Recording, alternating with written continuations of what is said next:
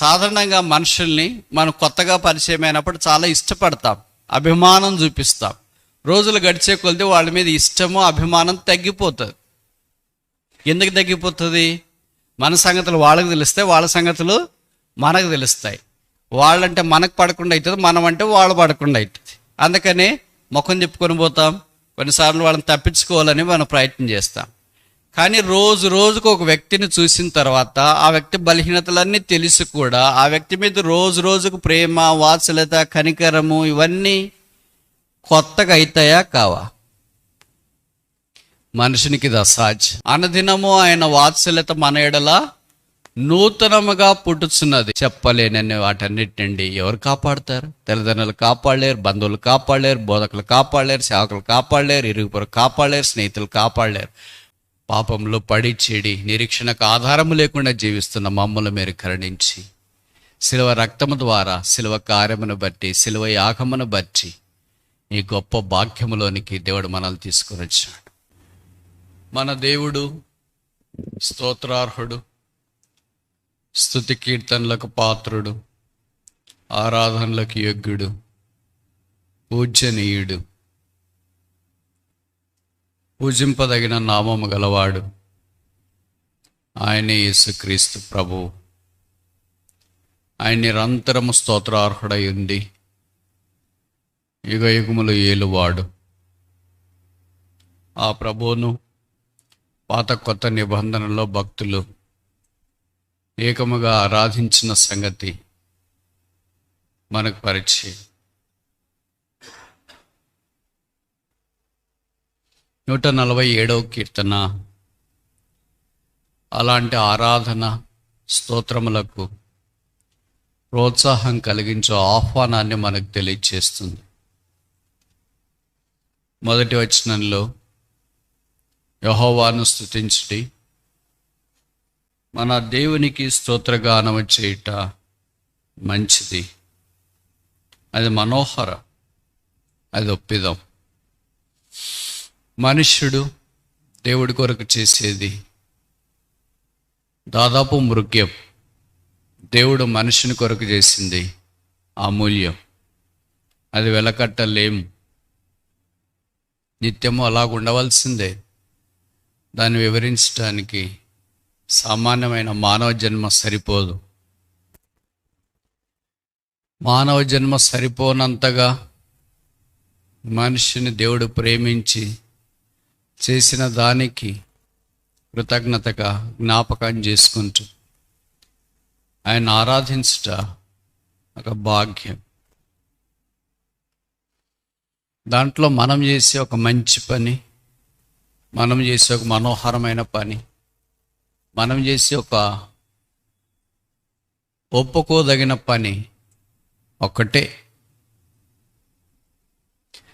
మనం జీవితంలో ఏదైనా మంచి పని చేస్తామంటే ఒకటే.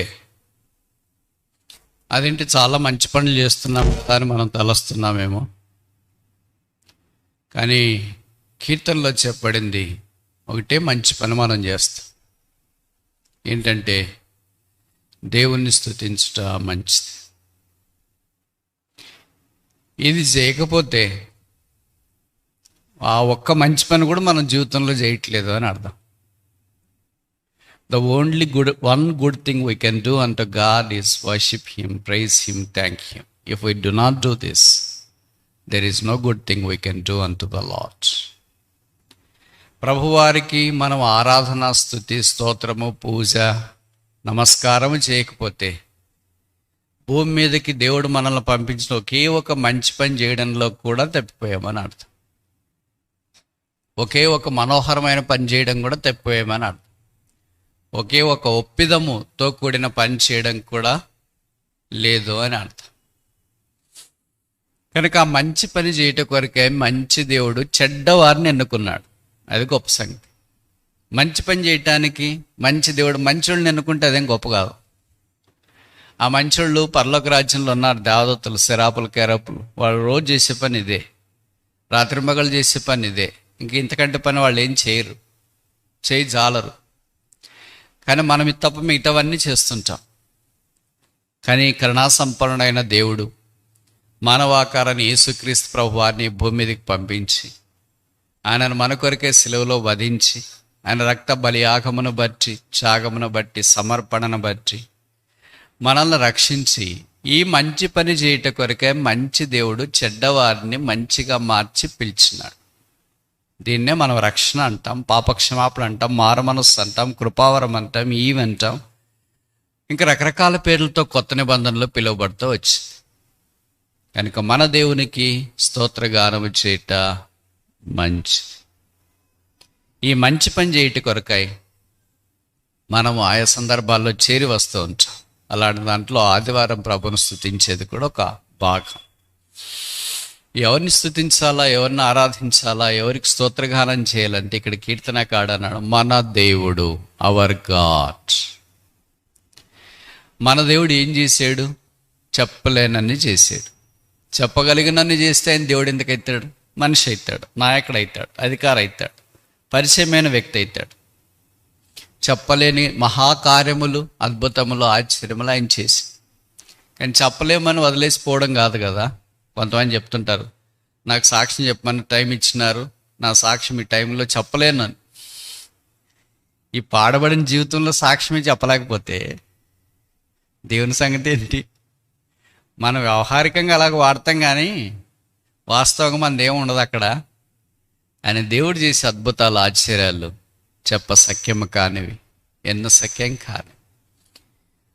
మన దేవుడు అనే 5 ప్రస్తావనలు ఏం చేశాడో కీర్తనలో చూడటానికి ప్రయత్నం చేస్తాం. మొదటిది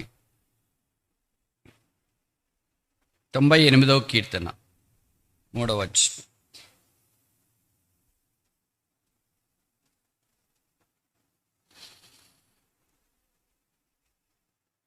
తొంభై 98వ కీర్తన 3వ వచనం. ఇశ్రాయేలు సంతతికి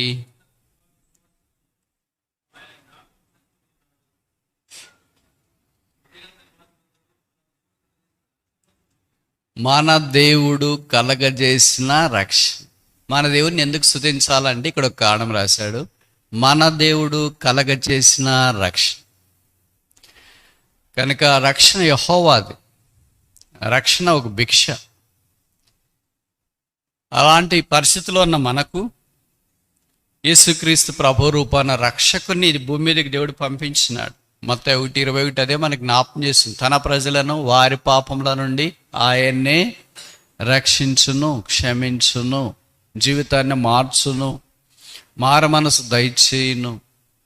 కనుక రక్షణ గొప్ప రక్షణ, నిత్య రక్షణ, శ్రేష్టమైన రక్షణ, అనాది కాలంలో నుండి సిద్ధపరచబడిన రక్షణ. ఇది భూమి మీద ఉన్నంత దాకా మనకు అర్థం కాకుండా అలాగే ఉంటుంది. అందుకే మనం చాలా చులకనగా తేలిగ్గా చూస్తూ ఉంటాం. పరలోకానికి వెళ్ళినప్పుడు మాత్రమే రక్షణ యొక్క ఔన్నత్యము, the loftiness of salvation is incredible. అది ఎంత ఉన్నతమైనదో అక్కడికి వెళ్ళిన తర్వాత తెలుస్తాం. ఎందుకంటే పరలోక రాజ్యంలో మనం దేవుణ్ణి ఆరాధించడానికి హేతు భూమి మీద జరిగిన ఏ కార్యాలు కాదు. మామూలుగా మనం ఆరాధన చేసేటప్పుడు స్తుతి స్తోత్రం అన్నీ కలిపేసి, నన్ను కాపాడినావు, భద్రపరిచినావు, ఇల్లు ఇచ్చినావు, ఆకలి ఇచ్చినావు, కుటుంబం ఇచ్చినావు, పిల్లల్ని ఇచ్చినావు, పెళ్లి చేసినావు, ఇంకేంటి ఇలాంటి ఇల్లు కట్టించినావు, ఉద్యోగం వచ్చింది, ఇలాగ రకరకాల కారణాలను బట్టి మనం స్తుతిస్తుంటాం, ఆరాధిస్తుంటాం. పరలోక రాజ్యానికి వెళ్ళిన తర్వాత అవన్నీ హేతువులే కాదు, ఒకటి. అందుకే పావనడా మా రక్షణ కొరకై స్తోత్రము. అక్కడ మా ఇంటి కొరకే స్తోత్రాలు, మా కుటుంబం కొరకే స్తోత్రాలు, మా ప్రమోషన్ కొరకే స్తోత్రాలు, మా మందిరం కొరకు స్తోత్రాలు, మా సేవకుడి కొరకు స్తోత్రాలు, మా వాక్యోపదేశకుని కొరకు స్తోత్రాలు, ఇవన్నీ ఏం లేవు. మా రక్షణ పరలోక రాజ్యంలోనికి ఇది ఒక్కటే కొనిపోబడుతుంది, మనతో పాటు వస్తుంది. కనుక మన దేవుడు మనకు రక్షకుడిగా ఈ భూమి మీద అవతరించి ఆ రక్షణ ఉచితముగా మనకు సంప్రాప్తం చేసినాడు. మనకు ఉచితము, ఆయనకు తన ప్రాణం యొక్క క్రయధనం. అందుకనే కీర్తన 49:9 చెప్పబడింది, వారి ప్రాణ విమోచన క్రయధనం గొప్పది, అది ఎన్నటికీ తీరక అట్లుండవలసింది. మన దేవునికి స్తోత్రగానం చేయటం మంచిది. మొదటి కారణం, మన దేవుడు మనకు రక్షణ అనుగ్రహించినాడు. రెండవది చూస్తామా? కీర్తనలు 99:9 సామ్ 99 verse 9. మన దేవుడైన యెహోవా పరిశుద్ధుడు, మన దేవుడైన యెహోవాను ఘనపరచుడు. మన దేవుడు, మన దేవుడు, మన దేవుడు. ఈ మాట మీరు ఆలకించాలని మనవి చేస్తున్నాం. కనుక మొదటి మన దేవుడు పరిశుద్ధుడు. ఈయనకొక్కటే ఈ పేరు. 6000 సంవత్సరాల మానవ చరిత్రలో ఒకే ఒక్కడు పరిశుద్ధుడు. ఆయన ఒకసారి మాత్రమే పరిశుద్ధుడు కాదు, యెషయా 6:3 చెప్పబడుతూ వచ్చింది, ఆయన పరిశుద్ధుడు, పరిశుద్ధుడు, పరిశుద్ధుడు. ఈ మాట బైబిల్లో 2 సార్లే రాశారు. పాత నిబంధనలో యెషయా 6వ అధ్యాయం, కొత్త నిబంధనలో ప్రకటన గ్రంథము 4-5 అధ్యాయాలు మనకు కనిపిస్తుంది. ఇంకెక్కడ ఈ మాట 3 సార్లు పరిశుద్ధుడు, పరిశుద్ధుడు, పరిశుద్ధుడు అని ట్రిపుల్ అడ్రస్ కనబడదు. ప్రేమ ప్రేమ ప్రేమ అని కాదు, నీతి నీతి నీతి కాదు, కృప కృప కృప కాదు, కనికరం కనికరం కనికరం కాదు, కటాక్షం కటాక్షం కటాక్షం. ఇవన్నీ ఆయన దైవ లక్షణాలే, ఆయన లక్షణాలే. కానీ అవన్నీ 3 సార్లు ప్రస్తావించలేదు. ఒక్కటే 3 సార్లు ప్రస్తావించబడింది, పరిశుద్ధుడు. మనం చదివే బైబిల్ కూడా పరిశుద్ధ గ్రంథం. మనం మాట్లాడే దేవుడు కూడా పరిశుద్ధుడు. అందుకే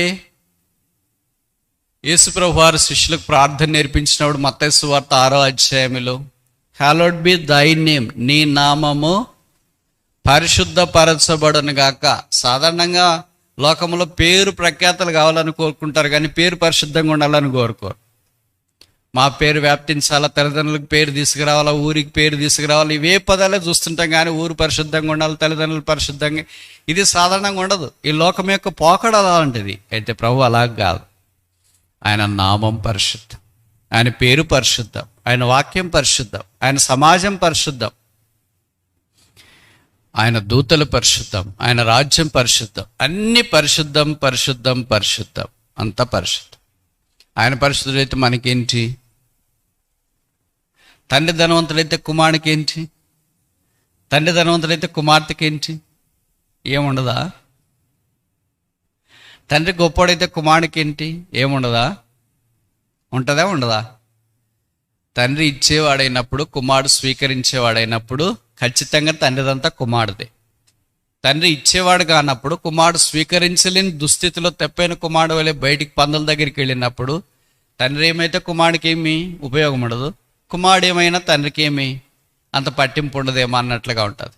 కానీ తండ్రి ఇచ్చేవాడైనప్పుడు, కుమారుడు స్వీకరించే స్థితిలో ఉన్నప్పుడు, తెప్పైన కుమారుడు తిరిగి వచ్చిన తర్వాత తండ్రి అన్నాడు కదా, ఆల్ మైన్ ఆర్ దాయ్, నావన్నీ నీవే.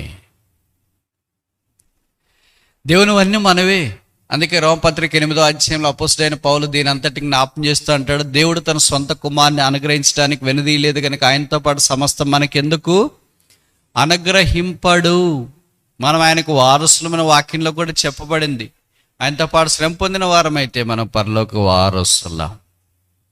ఆయన ద్వారా, ఆయనను బట్టి, ఆయన మూలమున, ఆయన వలన, ఆయన చెంత, ఆయన యందు దేవుడు మనల్ని చూచి అంగీకరించి ఆయన అన్నీ మనకు అనుగ్రహించడానికి ఇష్టం. దాంట్లో ఒకటి పరిశుద్ధత. అందుకనే మనం పరిశుద్ధులుగా ఉండటానికి పిలువబడ్డాము. మనకే పేరుంట పరిశుద్ధులు అని. ఇది మనకే అభ్యంతరకరంగా ఉంటుంది కదా. మీకు ఎలాగుంటుందో తెలియదు, కానీ నాకేం విచిత్రంగా ఉండదు. అయ్యే నేనేంటి, ఆ పదం వాడో ఏంటి? మన పేర్లు మనకి పాపి, దుర్నీతిమంతుడు, చెడిపోయినవాడు, పడిపోయినవాడు అంటే కరెక్ట్ సూట్ అవుతుంది, అబ్సల్యూట్ మ్యాచ్. అలా కాకుండా నీతిమంతుడు, పరిశుద్ధుడు, దైవాంశ సంభూతుడు, తర్వాత దేవునితో నడిచినవాడు, దేవుని కార్యములు, ఇవన్నీ పేర్లు పెడితే ఎక్కడో మనకు ఒకలాగా ఉంటుంది. కానీ దేవుడు కరుణించి అలాగ పిలిచినాడు. మన ఇంట్లో తల్లిదండ్రులు పిల్లలు చాలా ముద్దుగా వాళ్ళ పేర్లు కాకుండా ఒక ముద్దు పేరు పెట్టింటారు. వాళ్ళ పేరు ఏదో అనుకోండి, పక్కన మాత్రం ముద్దు పేరు, బాబీ, నాని, ఇంకేంటి బుజ్జి. నిజంగా వాళ్ళు బుజ్జి మాదిరేమి ఉండరు, బోండా మాదిరేమి ఉండరు, బంగారు మాదిరేమి ఉండరు. కానీ ఎందుకు అలాగే పేర్లు పెట్టుకుంటారు?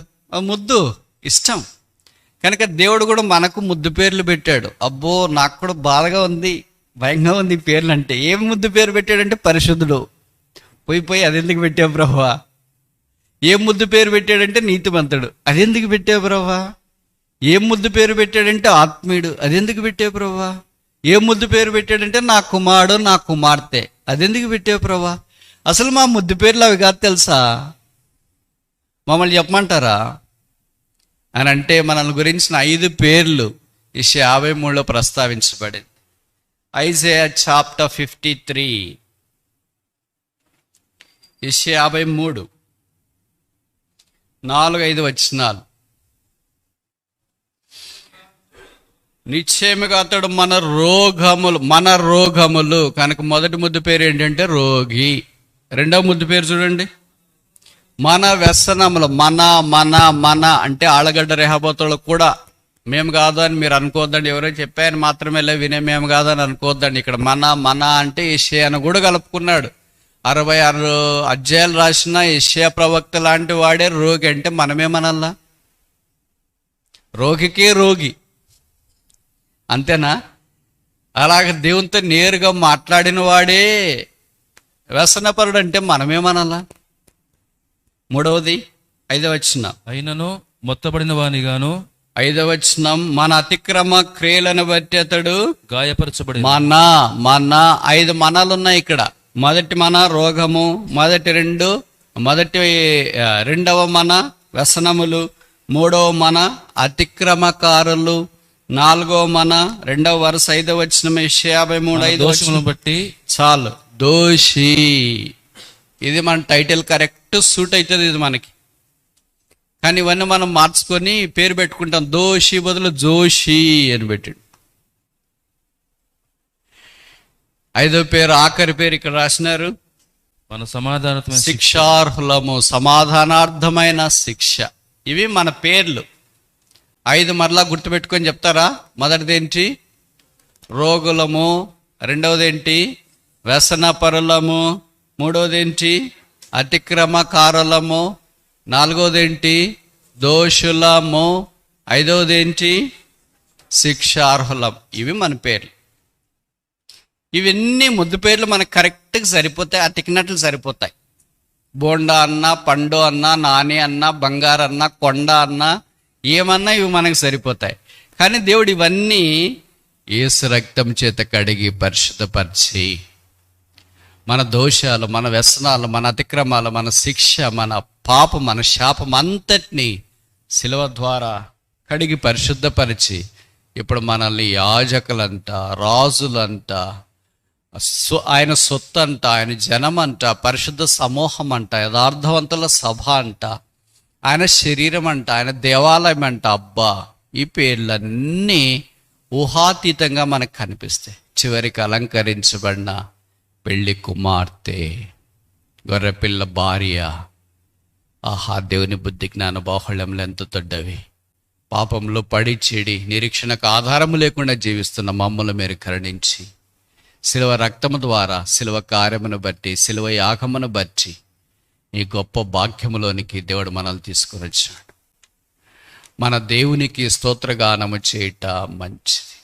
ఎందుకు అని 5 కారణాలు చుట్టానికి ఆరంభించిన. మొదటిదేంటి? మన దేవుడు రక్షణ ఇచ్చిన. రెండవదేంటి?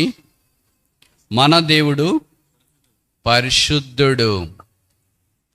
ఆయన పరిశుద్ధత ఇప్పుడు మనకు అనుగ్రహించినాడు, ఆపాదించినాడు. మనల్ని ఇప్పుడు ఆయన పరిశుద్ధులుగా చేసినాడు. పరిశుద్ధతలోనికి అనుదినము మారుస్తూ నడిపిస్తున్నాడు. 3వది చూస్తామా?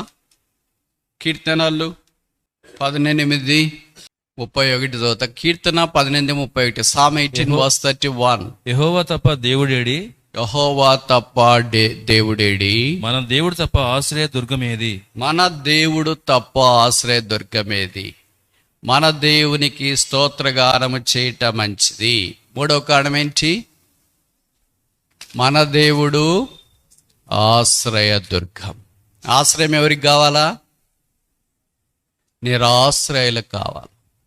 ఎవరు నిరాశ్రయులు? మామూలుగా మనం కొన్నిసార్లు మీడియాలో చూస్తుంటాం కదా, తుఫాను వచ్చినప్పుడు నిరాశ్రయులుగా కొంతమంది చేయబడతారు. వరదలు వచ్చినప్పుడు కొంతమంది నిరాశ్రయాలుగా చేయబడతారు. భూకంపాలు వచ్చినప్పుడు కొంతమంది నిరాశ్రయాలుగా చేయబడతారు. అగ్ని ప్రమాదం జరిగినప్పుడు కొంతమంది నిరాశ్రయాలుగా చేయబడతారు. అంటే ఏదైనా ఒక విపత్తు, ఒక నాశనము, ఒక జరగకూడని ఘోరమైన కలి జరిగినప్పుడు, జలప్రళయం లాంటిది వచ్చినప్పుడు అనాథులుగా చేయబడతారు, ఆశ్రయం లేని వారిగా చేయబడతారు. మనమును సాతానిక తాకిడి చేత, బాధ చేత అలాగ ఆశ్రయం లేకుండా ఉంచిమి. ఇప్పుడు ఆయన్ను శరణజొచ్చటానికి ఆయన మనకు ఆశ్రయమయ్యాడు. పాత నిబంధనలు ఆశ్రయపురాలు 6 ఉన్నాయి. ఇప్పుడు కొత్త నిబంధనకు వచ్చిన తర్వాత 7వ ఆశ్రయపురము యేసుక్రీస్తు ప్రభువే, సిలువే. పాత నిబంధనలో 6 ఆశ్రయపురాల్లోనికి మనుషులు పరిగెత్తి పాపం జరిగించినప్పుడు వెళ్ళేవాళ్ళు. ఇప్పుడు కొత్త నిబంధనలోనే ఒకే ఒక ఆశ్రయపురం, ఆ యేసు యుద్ధకు వెళ్తున్నా. అందుకే సామెతల్లో చెప్పబడింది, యెహోవా నామము బలమైన దుర్గము, నీతిమంతుడు అందులోనికి ప్రవేశించి సురక్షితముగా ఉండును. కీర్తనలో ఎక్కువ రాయబడిన పదాల్లో ఆశ్రయం అనే పదం ఒకటి. నా ఆశ్రయం నీవే, నా ఆశ్రయ దుర్గము నీవే, నా గుడారము నీవే, నన్ను కప్పువాడవు నీవే, నీ రెక్కల చాటున శరణజొచ్చున్నాను. ఈ పదాలన్నీ విపత్తులో ఉన్న వారి పక్షాన దేవుడు ఎలాగ భద్రత కాపుదలు ఇస్తున్నాడో ఆశ్రయాన్ని మనకు జ్ఞాపకం చేస్తుంది. కనుక 4వది మన దేవుడు మనకు ఆశ్రయం, సేఫ్టీ. మొదటిది ఏంటి? సాల్వేషన్, రక్షణ. రెండవది ఏంటి? పరిశుద్ధత, శాంక్టిఫికేషన్. మూడవది ఏంటి? ఆయన మనకు ఆశ్రయము, సేఫ్టీ, భద్రత, కాపుదల. ఇంతవరకు ఆయన మనల్ని కాపాడుతూ వచ్చినాడు. అందుకే మామూలుగా 31వ తారీఖు డిసెంబరు, జనవరి 1వ తారీఖు ఆ రోజు మాత్రం అదొక్క పాట పాడతారు. ఇంకా తర్వాత మానేస్తారు అనుకుంటా కదా. కోట్ల కొలది మరణించిరి, మనమిచ్చట చేరి ఉన్నాము, కష్టములను బాపెనగా అన్నిటిని తొలగించి ఆయన మనల్ని కాపాడి భద్రపరుస్తూ వచ్చినాడు. కోటి కీడుల నుండి కాపాడిన దేవుడు. ఎన్నో చెప్పనలేవు కదా. అందుకే కీర్తనకాడికి పదం దొరక్క ఆ పదాన్ని ఏరికోరి తీసుకుని వచ్చినాడు. కోటి కీడులు, చెప్పలేనని వాటన్నిటి నుండి ఎవరు కాపాడుతారు? తల్లిదండ్రులు కాపాడలేరు, బంధువులు కాపాడలేరు, బోధకులు కాపాడలేరు, సేవకులు కాపాడలేరు, ఇరుగుపొరు కాపాడలేరు, స్నేహితులు కాపాడలేరు. ఒకడే కాపాడువాడు, ఇశ్రాయేలును కాపాడువాడు కొనుకడు. కోడి తన పిల్లలను రెక్కల కింద భద్రపరిచినట్లు భద్రపరుస్తూ వచ్చిన కోడి రెక్కల ఆశ్రయానికి గుర్తు. మేఘము పగలు మేఘస్తంభం, రాత్రి అగ్నిస్తంభం ఆశ్రయానికి గుర్తు. బలిపీఠం ఆశ్రయానికి గుర్తు. ఆశ్రయపురాలు ఆశ్రయానికి గుర్తు. ఆయన సిలువ ఓ పెద్ద ఆశ్రయం. 4వది చూస్తామా? కీర్తనలు 147 మొదటి వచనంలో మన దేవునికి స్తోత్రగానము చేయుట మంచిది. మన దేవుడు ఏం చేశాడు? 3 చూసా. ఇప్పుడు 4వది 116వ కీర్తన 5వ వచనం, Psalm 116 verse 5. యెహోవా దయాళుడు, నీతిమంతుడు, మన దేవుడు వాత్సల్యత గలవాడు. మన దేవుడు అనే పదం మీద మన దృష్టి కేంద్రీకరించడానికి ప్రయత్నం చేస్తున్నాం. మన దేవుడు ఎలాంటి కలిగినవాడు? వాత్సల్యత కలిగినవాడు. తెలుగులో ఈ పదం చాలా బాగుంది. దీన్నే విలాప వాక్యంలో ఇర్మీయా ఇలాగన్నాడు, అనుదినము ఆయన వాత్సల్యత మన ఎడల నూతనముగా పుట్టుచున్నది. His loving kindness is new every morning. ఈ మాట ఆలోచించినప్పుడు నాకు చాలా ఆశ్చర్యం కలిగిస్తుంది. సాధారణంగా మనుషుల్ని మనం కొత్తగా పరిచయం అయినప్పుడు చాలా ఇష్టపడతాం, అభిమానం చూపిస్తాం. రోజులు గడిచే కొలిది వాళ్ళ మీద ఇష్టము, అభిమానం తగ్గిపోతుంది. ఎందుకు తగ్గిపోతుంది? మన సంగతులు వాళ్ళకి తెలిస్తే వాళ్ళ సంగతులు మనకు తెలుస్తాయి. వాళ్ళంటే మనకు పడకుండా అవుతుంది, మనం అంటే వాళ్ళు పడకుండా అవుతుంది. అందుకని ముఖం చెప్పుకొని పోతాం. కొన్నిసార్లు వాళ్ళని తప్పించుకోవాలని మనం ప్రయత్నం చేస్తాం. కానీ రోజుకు ఒక వ్యక్తిని చూసిన తర్వాత ఆ వ్యక్తి బలహీనతలన్నీ తెలిసి కూడా ఆ వ్యక్తి మీద రోజుకు ప్రేమ, వాత్సల్యత, కనికరము ఇవన్నీ కొత్తగా అవుతాయా కావా? మనుషునికి ఇది అసాధ్యం. ఒక్కడికే సాధ్యం, ఇది దేవుడికి సాధ్యం. అనుదినమా మన ప్రేమ ఆప్యాయతలు ఎట్లుంటాయి? మన పిల్లలు మంచి చదువుకొని మంచి ర్యాంకు రిజల్ట్స్ వచ్చిన రోజు అబ్బా ప్రేమ అంతా వలకపోస్తాం. ఫెయిల్ అయిపోయాడు అనుకో, వాడంతే. ఇంకా ఆయనకు ఉద్యోగం రాలేదు అనుకో, అంతే, నీకు రాదు, ఎందుకో చేసుకున్నా నిన్ను అని. ఇలాగూ రకరకాలుగా మనకు తెలిసిన భర్తనో భార్యనో పిల్లలనో ఎరుగో పొరుగునో మనము ఆ ప్రేమ విషయంలో వాత్సల్యత విషయంలో తక్కువగా చూస్తాం. కానీ దేవుడు మన బలహీనతలన్నీ తెలిసి మనల్ని ఎలాగే ఎక్కేసుకుని వస్తున్నాడంటే అనుదినము వాత్సల్యత నూతనంగా. నిన్న వాత్సల్యత వేరే, ఈరోజు వాత్సల్యత వేరే, మొన్నటిది వేరే, ఈరోజుది వేరే. ఆయన వాత్సల్యత అనుదినము మన ఇళ్ళ నూతనముగా పుట్టుచున్నది. నీవెంతైనా నమ్మదగినవాడు కనుక ఆ దేవుని ఎదుటి సాగిలపడి మన దేవునికి స్తోత్రగానము చేయటం మంచిది, ఒప్పిదము, మనోహరము అని కార్యములో రక్షణ పొందిన వారు ఏకీభవించి పావనడా మా రక్షణ కొరకై స్తోత్రములని ఆయన సింహాసనం మీదట సాగిలపడి వారి ఆరాధనల సింహాసనం మీద ఆ రక్షకుడైన యేసుక్రీస్తు ప్రభువారిని ఆశీనులుగా చేయుదురుగాక.